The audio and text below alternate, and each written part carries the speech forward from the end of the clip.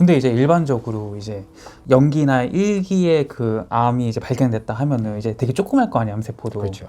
그러면은 이제 뭐 유튜브 같은 데 영상 뭐 보면은 혹은 뭐 책을 보면은 뭐 내가 녹즙이나 뭐 과일이나 채소 많이 먹었더니 뭐 암이 사라졌다. 뭐 이런 내용의 컨텐츠들이 많잖아요. 그런 거 보고서 이제 아, 이런 조그만 암은 뭐 내가 수술 무서운데 수술 받기보다 고기 안 먹고 채소 과일 열심히 먹어가지고 사라지지 않을까, 암이. 이런 기대를 할 수 있을 것 같거든요. 근데 현실적으로 이게 좀 쉽게 잘 사라지나요? 어떤 거예요, 현실은? 연기, 네. 그 다음에 일기, 또 이제 이기까지도 이제 우리 환자들이 이제 그렇게 이제 생각할 수가 있죠. 이걸 한번 생각해 보시면 아마 여러분들 판단하기 좋을 거예요. 이 암이 발견했을 때 언제 시작된 암이냐. 그럼 대개 우리가 발견하면은 우리가 조기 암이 1cm잖아요. 네.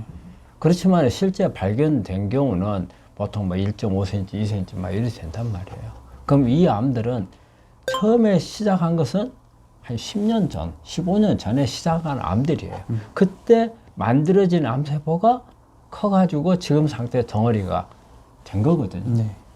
그러면 우리 환자분들이 이 덩어리를 가볍다고 생각을 하고 우리가 뭐 음식이라든지 그 다음에 뭐 운동 열심히 한다든지 그 다음에 열을 올려가지고 이런 부분들을 한다든지 이렇게 해가지고 이것을 억제를 해보겠다. 네. 억제를 할 수 있겠다. 이런 생각을 하시거든요. 네. 자, 그럼 한번 생각을 해볼게요. 방금 이런 부분들은 내 몸 안에 어떻게 보면 환경을 바꾸고 하는 부분들이거든요.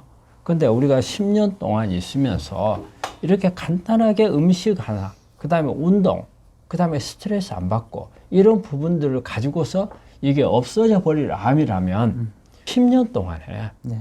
이 암이 버티고 살았겠냐고 말이에요.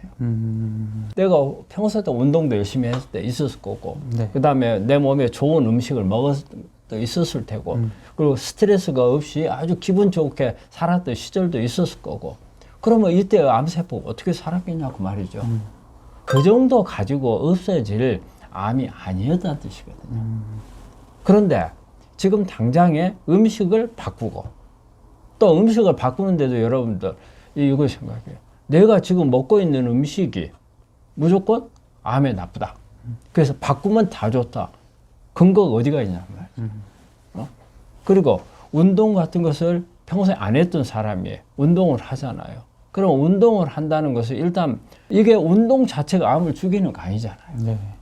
근육을 기르고 그리고 면역을 높여서 그 다음에 이 면역이 암을 죽이도록 하는 거란 말이에요. 직접적으로 이게 암을 죽이는 것도 아니거든요. 그리고 간접적이거든요. 그렇다면 이것도 얼마만큼 영향을 주겠느냐. 그 다음에 스트레스 같은 것도 그래요. 이제 되게 면역이 떨어지니까 이 부분을 스트레스를 줄여가지고 면역을 높여서 암을 죽인다. 암을 진단을 받고 났는데 내가 그 어떤 스트레스보다도 이 진단을 받은 스트레스가 엄청 크단 말이에요. 그쵸. 근데 그 스트레스가 사라지겠느냐 그 말이죠. 바로. 그러면은 한번 생각을 해보세요. 이런 부분들이 암을 갖다가 당장에 없애버릴 정도의 힘을 발휘하겠느냐 그 말이죠. 그것은 쉽지 않아요. 네. 그래서 항상 이야기하는 게 그렇다고 해가지고 이 부분들이 하지 마라 그 뜻은 아니잖아요. 네. 가성비를 따지자 이거죠. 먼저 가성비가 좋은 치료들을 하고 난 다음에 이 부분들도 정말 좋아요.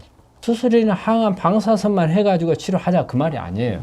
그거 하고 난 다음에 이거는 포크레인에 집어준다고 생각해요. 근데 우리 암은 제일 무서운 이유가 있어요. 없애기가 힘들어서 암이 무서운 게 아니에요. 보이는 암은 대부분 제거할 수가 있어요. 사기가 되지 않는 한은. 그런데 눈에 보이지 않게 남아있는 뿌려져 있는 이 씨앗들이 문제란 말이에요. 이 씨앗들은 수술 범위 내에서도 들어오질 않아요. 그 다음에 항암이나 방사선을 해도 다 못 죽여요. 100% 죽일 수가 없어요. 남는단 말이에요. 이놈들을 없애야 되는 거예요. 이거는 내 몫이에요.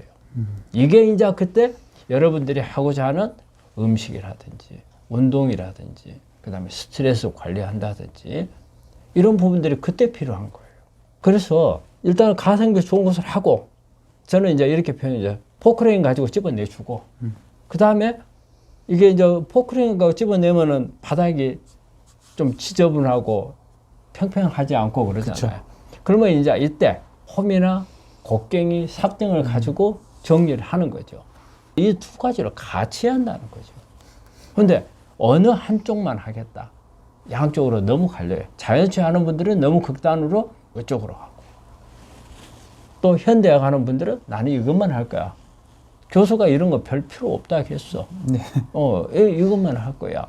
그런 부분들이 양쪽으로 가는 것은 결코 바람직하지를 못하고, 우리가 암도 상식의 치료예요. 암은 뭐 특수 치료가 아니죠. 여러 가지 치료법들은 뭐 첨단이 나오고 하지만 우리가 기본적인 개념에 있어서는 상식의 치료를 해야 돼요. 상식적으로 한번 생각해 보세요. 자, 암덩어리가 발견이 됐어요. 그러면 수술해서 제거를 해주고, 혹시 그 주변에 남아있을지 모르는 또 항암이나 방사도 죽여줬어요. 하지만 뿌리가 다 사라지지 않는다 그 말이에요. 그러면 이 나머지 사라지지 않는 부분은 어떻게 해야 되겠어요? 지금 이제 가성비적으로 수술이나 항암 방사선은 이제 더 이상 할 게 없어요. 그런데 남아 있어요. 그렇다면 이건 없애야 하잖아요.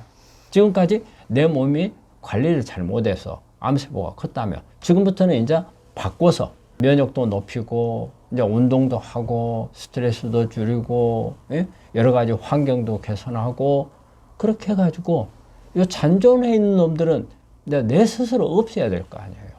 그게 어떻게 보면 상식이잖아요. 이게 상식의 치료예요.